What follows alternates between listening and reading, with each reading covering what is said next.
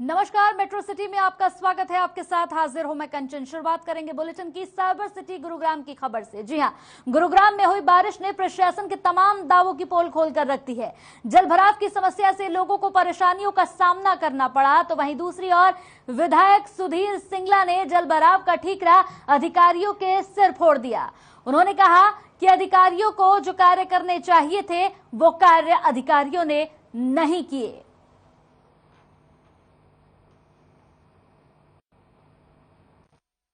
पानी हमेशा भरा रहता है, ना बच्चे स्कूल जा पाते हैं, जब आते जूते चप्पल भीग जाते हैं, स्कूल भी ठीक से नहीं जा पाते हैं। किसी का पेट टूट जाता है, किसी का हाथ टूट जाता है। लैट्रिन के पानी घर के आगे, किसी का तो घर के में घुस रहा है। अब बच्चे औरत इतना पर आदमी। हमारे पास इतना बजट नहीं है भैया, हम बहुत गरीब आदमी है, बहुत मुश्किल से हम शीतला कॉलोनी में अपना एक घर बनाए हैं। लेकिन इतनी परेशानी, हम सबसे हाथ जोड़े, रिक्वेस्ट किए कि भैया हमारा सुनिए। आते हैं गाड़ी वाला, आते हैं पानी निकाल के चले गए, फिर वो दोबारा दिखाई नहीं देते हैं। तो देश में लगातार बढ़ती महंगाई और बेरोजगारी के मुद्दे को लेकर कांग्रेस ने गुरुग्राम में जोरदार प्रदर्शन किया। पूर्व मंत्री ने केंद्र सरकार के खिलाफ जमकर नारेबाजी की और पुतला फूंका। कांग्रेस सरकार में खेल एवं युवा मंत्री रहे सुखबीर कटारिया ने बताया कि महंगाई पूरे चरम पर है। आटे से लेकर दाल तक महंगा हो गया है, जिसके चलते आम आदमी का जीना मुहाल हो गया है। सीएनजी से लेकर रसोई गैस के दाम आसमान छू रहे हैं। आम आदमी की आवाज उठाने के लिए ही कांग्रेस आज सड़कों पर उतरी है और प्रदर्शन कर रही है।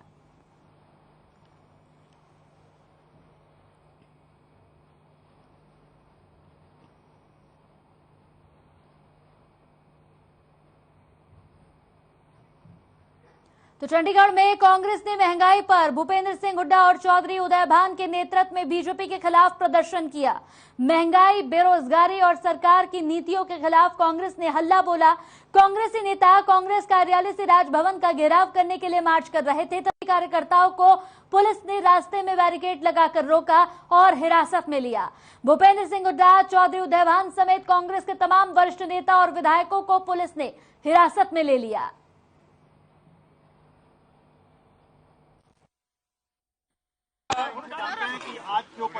किस लिए कांग्रेस को महंगाई और बेरोजगारी से जो लोग परेशान हैं उसके खिलाफ हम प्रदर्शन कर रहे हैं। क्या ये विधानसभा में मामला उठाओगे आज के बाद? उठाएंगे, जब जो है मुद्दे हैं महंगाई और बेरोजगारी जो है आज ऐसी समस्या जिससे हर व्यक्ति जुलझ रहा है। आज के घेराव से सरकार पर दबाव बनेगा। कुलदीप बिश्नोई ने चैलेंज किया आपको, वो कह रहे हैं कि चैलेंज एक्सेप्ट कीजिए, उसके बारे में क्या कहेंगे सर?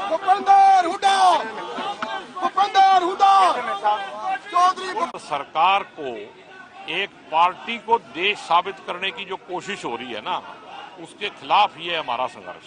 जी, आज संघर्ष कर रहे हैं, सड़कों पर उतरे हैं, आप भी उतरे पूरे देश में जी। कांग्रेस पूरे देश में आज सड़कों पे है और जब तक इस ढोंगी राष्ट्रवादी पार्टी का बेड़ा हम पार नहीं कर देते, इसको तड़ी पार, जैसे पहले तड़ी पार हुए थे ना, ये ऐसे इनको तड़ी पार करने के बाद ही शांति से बैठे। तो क्या लगता है आप? लगातार बेरोजगारी बढ़ती जा रही है और अग्निपथ योजना करके युवाओं के साथ खिलवाड़ किया जा रहा है। कांग्रेस पार्टी ने निर्णय लिया कि हम सड़क पर उतरकर बढ़ती महंगाई का विरोध करेंगे, अग्निपथ योजना का विरोध करेंगे, बढ़ती बेरोजगारी पे काबू पाए, इसका विरोध करने के लिए पूरे देश में आज प्रदर्शन हो रहे हैं। आज जिस तरीके से बेतहाशा महंगाई हिंदुस्तान की जनता पे, हरियाणा की जनता पे लाद रखी है और महंगाई बढ़ा के केंद्र सरकार सिर्फ पेट्रोलियम पदार्थ पे ही 8 लाख करोड़ प्रति साल जो है अपनी जेब में डाल रही है, जनता पे बोझ बन रहा है। गरीब हो, मध्यम वर्गीय परिवार हो, किसान हो, सब वर्ग हैं वो इसका दंश झेल रहे हैं।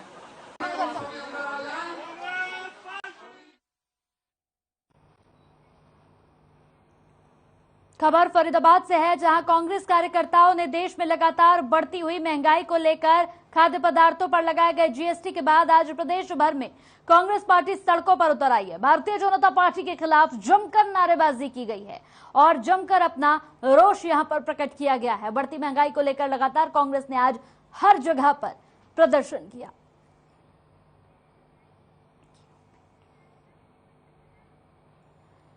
तो महंगाई के खिलाफ लगातार हल्ला बोल कांग्रेस की ओर से कांग्रेस ने तमाम जगहों पर आज जमकर प्रदर्शन किया। आपको बताते चले कि कांग्रेस ने बढ़ती महंगाई को लेकर यह प्रदर्शन किया है। बढ़ते अगली खबर की ओर तो प्रथला से विधायक और हरियाणा वेयर हाउस के चेयरमैन नैनपाल रावत ने कांग्रेस पर जमकर निशाना साधा। जिला शिक्षा विभाग के अधिकारियों के साथ विधायक नैनपाल रावत ने बैठक की। बैठक में शिक्षा अधिकारी ने कहा कि स्कूलों में हो रही समस्याओं इनेलो के सुप्रीम ओम प्रकाश चौटाला ने बीजेपी सरकार पर जमकर निशाना साधा। उन्होंने कहा कि बीजेपी सरकार रोजाना नए नए नियम और कानून बनाकर बुढ़ापा पेंशन समेत विभिन्न पेंशन काटकर पेंशन धारकों के साथ अन्याय करने का काम कर रही है, जबकि बुढ़ापा पेंशन ताऊ देवीलाल ने बुजुर्गों को सम्मान देने के लिए बिना शर्तें लागू की थी, लेकिन पेंशन काटकर बुजुर्गों का अपमान किया जा रहा है। साथ ही उन्होंने कहा कि जब तक सरकार बुढ़ापा पेंशन को चालू नहीं करेगी, इनेलो का संघर्ष जारी रहेगा। साथ ही उन्होंने कहा कि जल्द ही राजनीतिक परिस्थितियां बदलेंगी।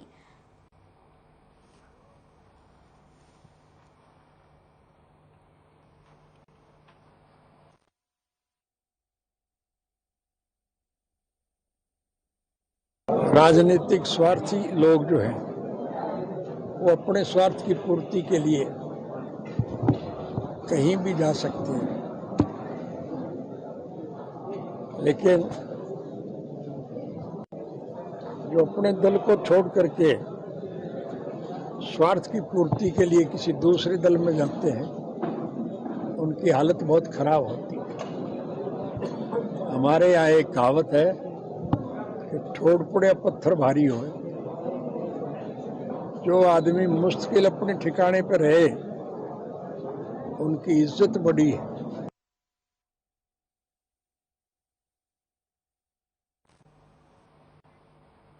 एनआईटी फरीदाबाद के जीवन नगर गोची चौराहे पर बीते कई सालों से स्थानीय निवासी गंदगी के ढेर से परेशान है। यहाँ के लोगों को आवागमन करना काफी मुश्किल हो रहा है। डंपिंग यार्ड के आसपास काफी सारी यहाँ पर लोग रहते हैं। यहाँ पर पड़े कूड़े के ढेर से आने वाले बदबू के चलते कई लोगों को पलायन तक करना पड़ रहा है। शनिवार के दिन इसी जगह पर नगर निगम अवैध मेला लगाकर पैसे की वसूली करता है। इस समस्या को लेकर स्थानीय लोगों ने नगर निगम से लेकर सरकार के नुमाइंदों तक अपनी फरियाद लगाई है, लेकिन इस पर अभी तक कोई कार्रवाई नहीं हुई, जिसको लेकर स्थानीय निवासी नगर निगम मुर्दाबाद के नारे लगाते हुए नजर आए।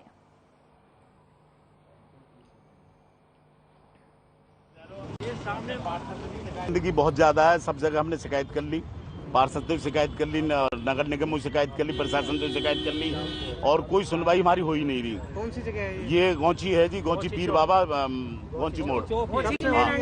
ये कम से कम 4-5 साल हो गई थी। हाँ जी, और सेक्टर 55 भी है के बराबर में। कोई मान लो जी तो हुड्डा के सेक्टर में रहे, इनकी भी सुनवाई ना हो रही बेचारों की। सारे सफाई के लिए जी सफाई नहीं हो रही, और दुनिया भर का गंद यहाँ आ रहा है चारों तरफ का। नाइट का मेरे हिसाब से तो यहीं आके गिरता है। इसमें 4-5 आदमी भी गुजर गए, मरे पड़े पाए, पुलिस को ऐसा लगे उठा के लेके गए। पेपर में भी आई, हमने भी काफी कुछ किया, आपके सामने है। मतलब ये पशु भी यहाँ है जी, ये पैदल निकलने का तो दुश्वार है, वो बच्चे बीमार हो जाएंगे, हम भी आएंगे तो बीमार हो जाएंगे। ये सामने मार्केट है, ये आधी बार खुलते हैं, आधी बार नहीं खुलते, इसी बेस पे।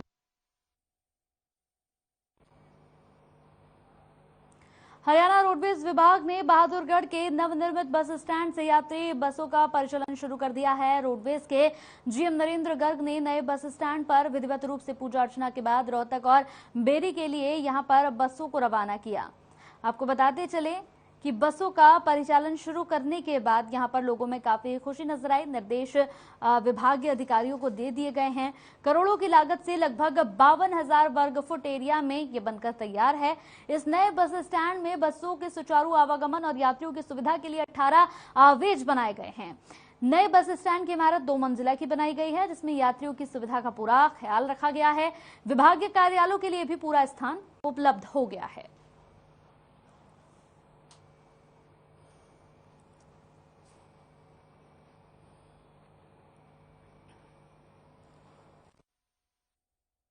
ये अपना बस स्टैंड जो 17 करोड़ रुपए में तैयार हुआ है, और इसमें यहाँ से जितनी भी बहादुरगढ़ से जो हमारी बस सर्विस थी वो सारी यहाँ से चलेंगी। डीटीसी वगैरह जो भी है वो सब यहाँ से होकर जाएंगे। अब हमारी बसें यहाँ से हर स्टेट के लिए बस चलेगी, जैसे चंडीगढ़, बठिंडा, जयपुर और एलाहाबाद, बैजनाथ, जितने भी लॉन्ग रूट हैं हमारे सारे कवर किए जाएंगे।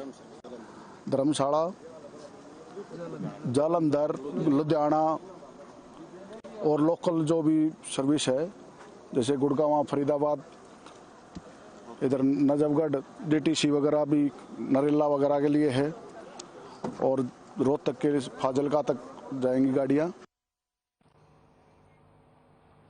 पलवल में केजीपी हाईवे पर बोर्ड का काम करने वाले ठेकेदारों पर यहां पर हथियारबंद बदमाशों ने जानलेवा हमला कर दिया। बदमाशों ने ठेकेदार पर चाकू और पेचकस से हमला किया, जिसमें ठेकेदार को काफी चोटें आई हैं। ठेकेदारों के परिजनों ने पुलिस पर ठीक से कार्रवाई न करने का आरोप लगाया है। परिजनों ने बताया कि हमले के 3 दिन के बाद भी पुलिस घायल का बयान तक लेने के लिए नहीं पहुंची है।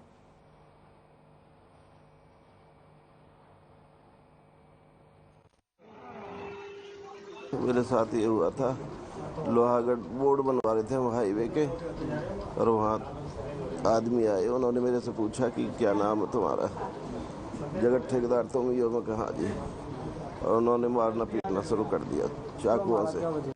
कोई पता नहीं था हमला था जी, मेरे को पता पड़ा, मेरे सिस्टर का फोन आया था जी कि ऐसे ऐसे उसके तेरे जीजा जी के साथ हाथापाई हो गई है। मेरे को ये नहीं पता था जी ऐसे वारदात हो गई है।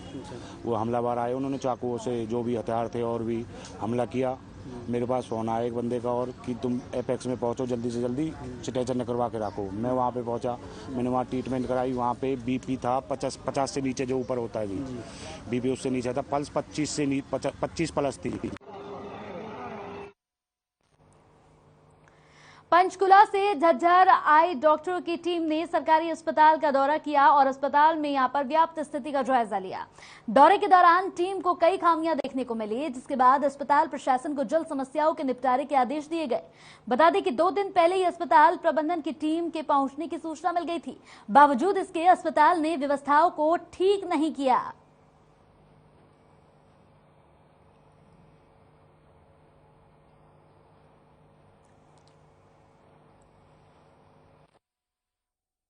ये जो है ना कायाकल्प का पीयर असेसमेंट जो है के लिए विजिट था, और जो है तो हमारे इंटरनल असेसमेंट हुआ है। जो भी क्वालिटी के रिगार्डिंग जो भी सर्विसेज में जो गैप रहेंगे वो उसको हम इम्प्रूव करने के लिए जो है ये असेसमेंट थी।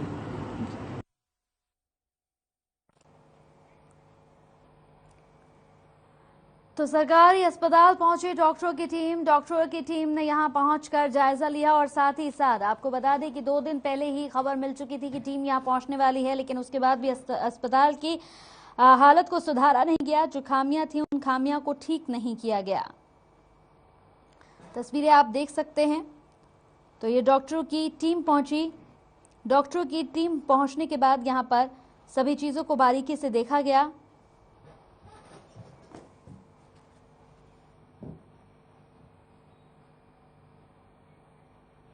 गुरुग्राम से एक बार फिर से हैरान कर देने वाला मामला सामने आ रहा है, जहां सिक्योरिटी गार्ड को बाइक सवार से लिफ्ट लेना बड़ा महंगा पड़ गया।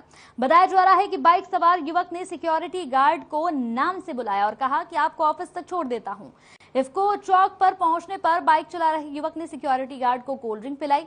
इसके बाद गार्ड बेहोश हो गया और आंख खुली तो देखा कि मोबाइल फोन, पर्स, यहां तक कि एटीएम भी गायब है। जिसके बाद बैंक खाते से 20,000 और 17,000 की 2 यूपीआई ट्रांजैक्शन भी देखने को मिली। पुलिस ने इस पूरे मामले को गंभीरता से लेते हुए जांच शुरू कर दी है। पुलिस ने आरोपी को गिरफ्तार कर लिया है और आगे की कार्रवाई जारी है।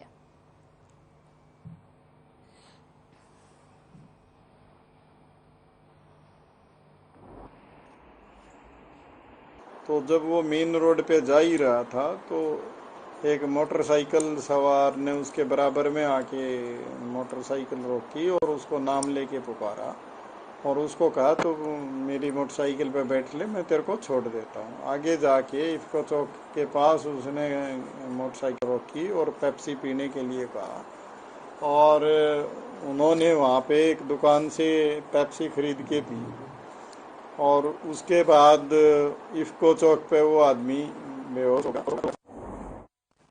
तो राष्ट्रमंडल खेलों में पैरा पावर लिफ्टर सुधीर लाट ने देशवासियों को खुशी का पल दिया है। लगातार 7 बार के नेशनल गोल्ड मेडलिस्ट सुधीर से राष्ट्रमंडल खेलों में देश के लिए पैरा पावर लिफ्टिंग में गोल्ड जीता। आपको बता दें कि सोनीपत के गांव लाट में किसान परिवार में जन्मे सुधीर लाट बचपन से ही प्रतिभावान रहे हैं। महज 5 वर्ष की आयु में पैर में परेशानी के चलते वो दिव्यांग हो गए, लेकिन इसके बावजूद भी उन्होंने कभी हार नहीं मानी और वर्ष 2013 में शरीर को फिट रखने के लिए उन्होंने पावर लिफ्टिंग शुरू की थी, जिसके बाद बेहतर अभ्यास के चलते इसे जीवन का हिस्सा बना लिया और महज 2 वर्ष की मेहनत करके वो नेशनल तक पहुंचे और नेशनल में सोना जीतकर प्रदेश का नाम रोशन किया।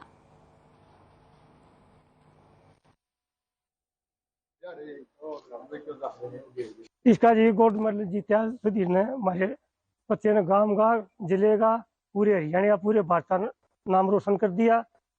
हम तो बहुत खुशी का माहौल है जी। मेरे बेटे ने बहुत अच्छा किया, घर होगा उसका स्वागत करेंगे, बहुत अच्छे प्रकार से ले आवेंगे, उसका सारा काम पूरा करेंगे और उसने मेडल जीत लिया, खुशी हुई, देश का नाम रोशन कर दिया और भगवान ने उसका साथ दिया।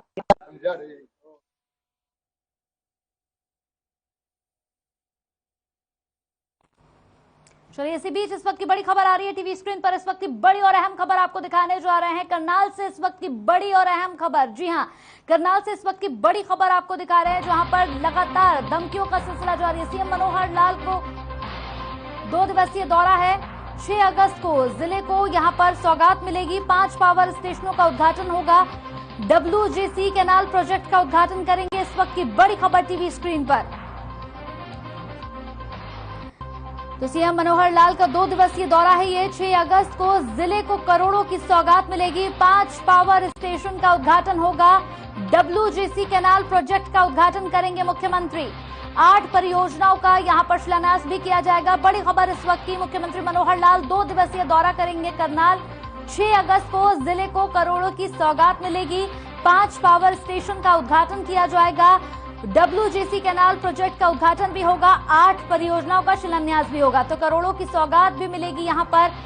बड़ी खबर इस वक्त की करनाल से, अहम खबर मुख्यमंत्री का ये दौरा। साथ ही साथ आपको बता दें कि 2 दिवसीय ये दौरा रहेगा, जिसमें यहां पर सौगात भी दी जाएगी करोड़ों की। बेहद अहम ये दिन, 2 दिवसीय दौरा, ये बेहद अहम माना जा रहा है। मुख्यमंत्री मनोहर लाल का ये 2 दिवसीय दौरा रहेगा और 2 दिवसीय दौरे में कई महत्वपूर्ण यहां पर परियोजनाओं का शिलान्यास भी मुख्यमंत्री के द्वारा किया जाएगा। शिलान्यास के साथ साथ कई यहां पर अहम योजनाओं का उद्घाटन भी करेंगे और करोड़ों की सौगात यहां पर प्रदेश को देते हुए भी नजर आएंगे। 6 अगस्त को मिलेगा करोड़ों की सौगात यहां पर करनाल को। तो चरखी दादरी जिले के गांव यहां पर कारीमोद में श्यामलाती भूमि बचाओ अभियान के तहत किसान महापंचायत का आयोजन किया गया, जिसमें किसान नेता गुरनाम सिंह चढ़ूनी सहित कई किसान नेता पहुंचे। साथ ही अनेक राजनीतिक दलों के प्रतिनिधि और हजारों किसानों ने हिस्सा लिया। वहीं किसान नेता गुरनाम सिंह चढ़ूनी ने बताया कि सरकार किसानों की जमीन पर कब्जा करना चाहती है। साथ ही उन्होंने कहा कि 2 तरह की जमीन है, जिसमें एक पंचायती जमीन है और दूसरा यहां पर मुस्तरका जमीन है, जो किसानों से छुटी हुई जमीन है, जिसको किसी भी कीमत पर कब्जा नहीं करने दिया जाएगा। वहीं किसान नेता गुरनाम सिंह चढ़ूनी ने बताया कि महापंचायत में कुछ फैसले लिए हैं। अगर सरकार ने किसानों की बात पर विचार नहीं किया तो किसान आंदोलन करने को मजबूर होंगे।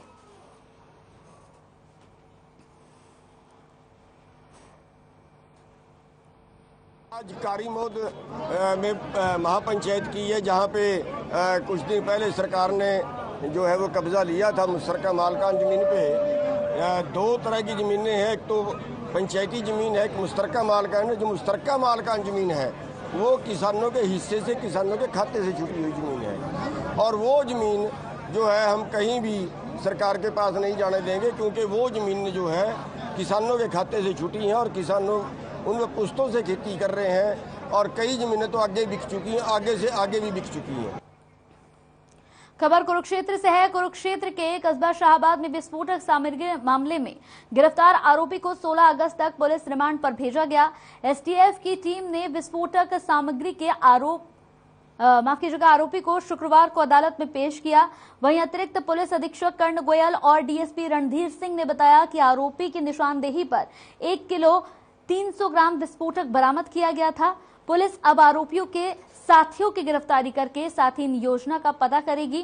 पुलिस रिमांड के उपरांत सारा खुलासा होगा।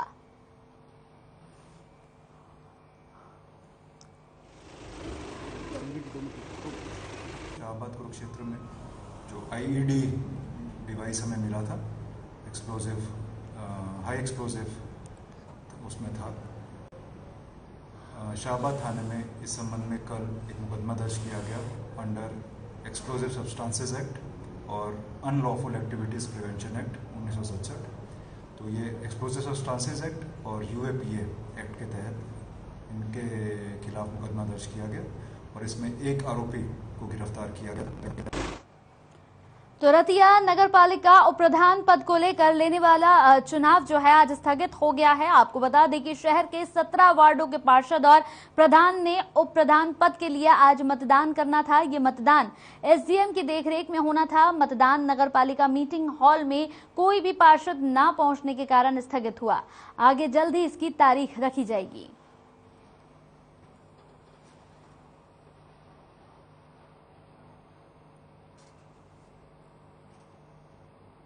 आज रतिया नगर पालिका के उप प्रधान का चुनाव होना था। इसके लिए हमने 1 बजे मीटिंग रखी थी, जो कि एक विशेष तथ्य था हमारा ये। इसमें कोई भी पार्षद या प्रेसिडेंट जो है हाजिर नहीं हुआ।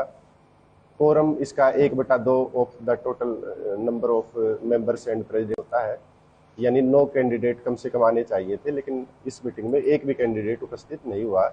अतः ये कार्रवाई अब समाप्त की जाती है और उप प्रधान के चुनाव के लिए आगे की तारीख दे दी जाएगी।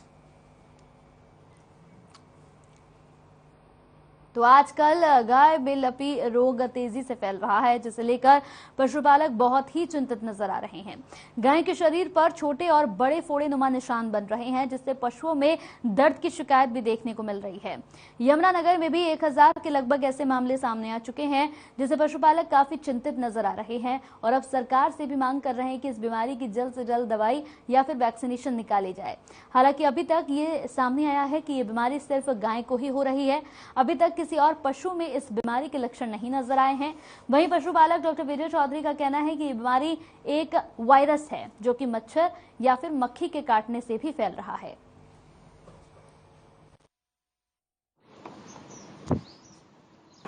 आजकल हम देख रहे हैं एक गायों में बीमारी, नई बीमारी आई है जो पहली बार ही देखने को मिली है। इसको लंपी स्किन डिजीज, ये बीमारी वायरल बीमारी है जो वायरस के द्वारा हो रही है और ये मच्छर काटने या मक्खी के काटने से होती है। इस बीमारी में एक्यूट बीमारी है। इसमें गाय का बुखार एकदम बढ़ जाता है, 104-105 डिग्री हो जाता है। तो हिसार जिले में इस बार ज्यादा बारिश होने से जहां फसलें खराब हो चुकी हैं, वहीं दूसरी ओर कई गरीबों के आशियाने भी उनसे छिन गए हैं, बारिश की चपेट में आ गए हैं। जिला हिसार के उप तहसील उकलाना के अंतर्गत आने वाले फरीदपुर गांव में एक दलित परिवार के मकान की छत और दीवार गिर गई। फरीदपुर निवासी सुभाष ने बताया कि उनकी कड़ियों की छत और दीवार बारिश की वजह से गिर गई, जिससे मकान के अंदर जितना भी सामान रखा हुआ था वो भी बर्बाद हो गया है। सरकार से यहां पर अपील की है कि उनकी मकान बनाने में उनकी मदद करे और जो सामान उनका बर्बाद हुआ है उसका मुआवजा भी दे दे।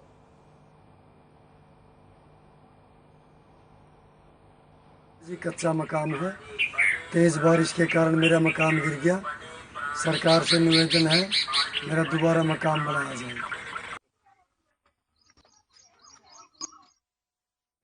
चलिए इसी के साथ इस बुलेटिन में मेरे साथ इतना ही। ताजा तरीन खबरों के लिए आप लगातार बने रहिए हर खबर के साथ।